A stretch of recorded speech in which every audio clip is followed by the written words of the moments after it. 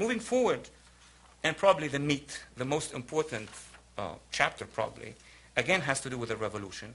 It's in the Arab and Muslim world. I'm among those who argue, and forcefully, that even though we are aware of the threat, we would distance ourselves from economic pressure on us, create the best coalitions worldwide, outside and without a significant historic, massive political change in the greater Middle East, this confrontation won't be over.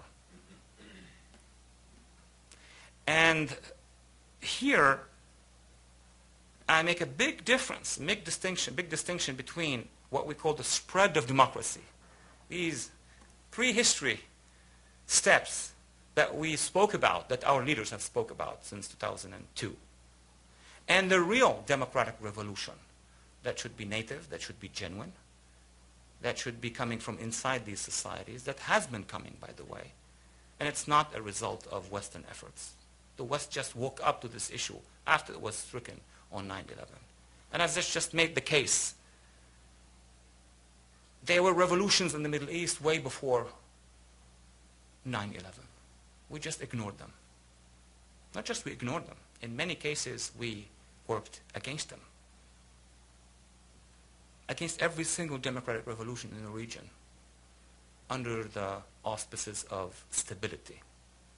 If it's stable, whatever happens underneath is fine. When Assad took his army, President Hafez al-Assad, the late one, took his entire army to crush a city, a Sunni city in Hama, 20,000 people or so were killed, where he occupied all of Lebanon for 20 years or more.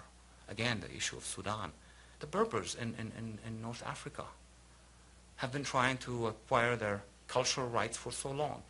I don't want to even mention the whole women's movement in the region.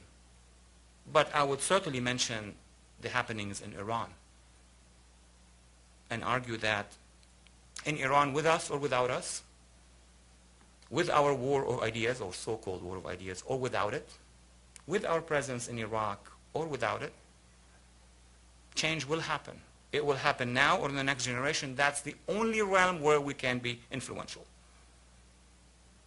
If you monitor the statements made by or reports on the move by women's movement in Iran, students' movement. Students, that's young. That's the future.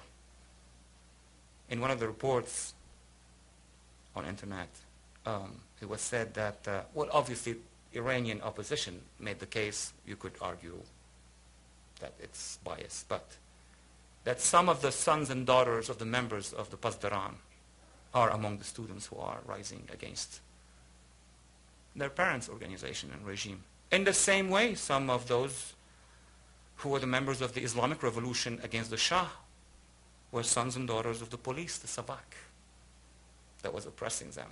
So with us or without us, this phenomenon is going to move forward. And I'm not talking about reform a la Khatemi. That's within the regime. I'm talking about systemic reform, revolutionary, democratic reform. So my point is, what have we done as U.S. efforts, as free world, democracies, international society, to link up with, strengthen, support these forms of energies? In my conclusions in this book, in many of my articles and other media appearances, I've said that although the intention was there, we spoke about it at least. We recognized that it existed at high level. The president did, congressional leaders did, other figures in Europe spoke about the fact that the principles. But the bureaucracy, the multiple layers of bureaucracy between those high levels, skyscrapers, down to the reality of what we have done, I conclude that we failed, and we failed miserably. We have been spending hundreds of millions of dollars in what we call the war of ideas, to be embodied in how many DVDs we've printed to tell many people in the region that, you know, it's nice to live in America. Who argue with that? I mean, beginning as an immigrant, I know that. And the millions of applicants for visas to come and live in this country, attest to this. This is not about what is America. It's about policies. And it's about linking up, finding and linking up with like-minded people. This is not caveman, we need to educate, as some of our architects of War of Ideas thought. They are very professional, very smart, very sophisticated workers for democracy in the Arab and Muslim world, inside the region and in exile. We need to simply identify with them and then unleash our support. Support them in the same way we did, or in other ways, when we identified Lech Walesa, Václav Havel, the dissidents of Central and Eastern Europe. That was clear. How we did with South Africa. That was no complex. You know, the argument that is advanced, oh, don't touch them because they will be accused of being pro-American. Ask the Polish workers, German dissidents, Russian dissidents, black suppressed people in South Africa or in Latin America. They didn't present the same argument. Ask today's real dissidents in the region. They will say, we'll get the support from the devil. If you are the devil, fine. We'll get that support from.